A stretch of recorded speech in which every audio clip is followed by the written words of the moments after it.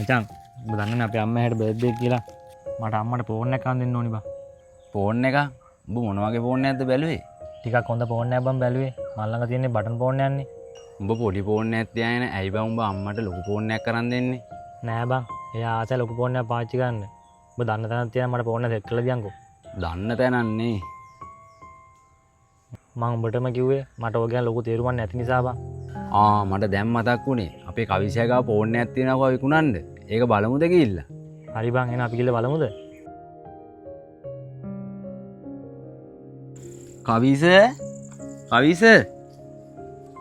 මේ උඹලානේ මොකෝ මේ වැත්තේ? ඔව් මචං උඹේ ෆෝන් එක විකුණන්න තියෙනවා කෝනේ. ඒක දුන්නද? ඒකද? ඒක තාම තියෙනවා බං.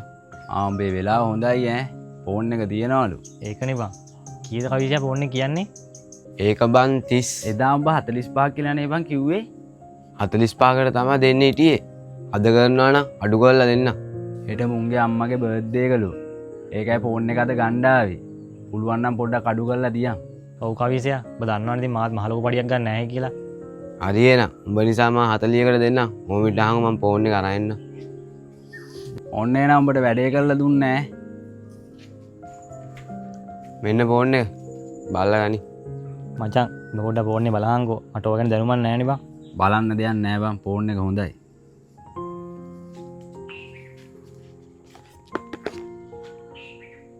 ඕක උච්චර බලන්න දෙයක් නැහැ බං. ඕක හොඳ ෆෝන් එකක්.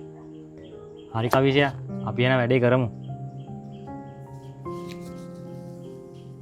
අපි ගිහින් එන්න. අපි අම්මචං.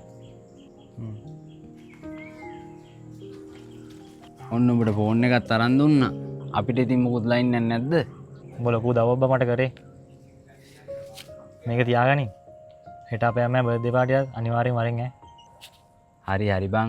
මාත් බර්ත්ඩේ පාටියට අනිවාර්යෙන් එන්නම්. එහෙනම් මාත් ගෙවල් පැත්තට යනවා ඈ.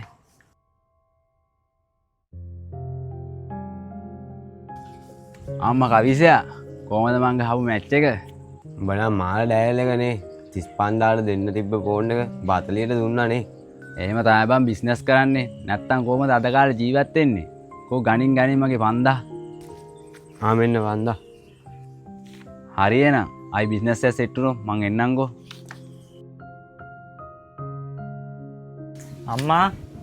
අම්මා ඇයි පුතේ මේ බලන්නකෝ මම අම්මට මොකද්ද ගෙනාවේ කියලා. ෆෝන් එකක් නේද? කොහෙන්ද පුතේ ඔයාට සල්ලි? ඒක වැඩක් නෑ අම්මේ. අම්මගේ උපන්දිනේනේ. ඒකට මගෙන් පොන්චි දෑග්ගක්. අම්මට සුබ උපන්දිනයක් වේවා.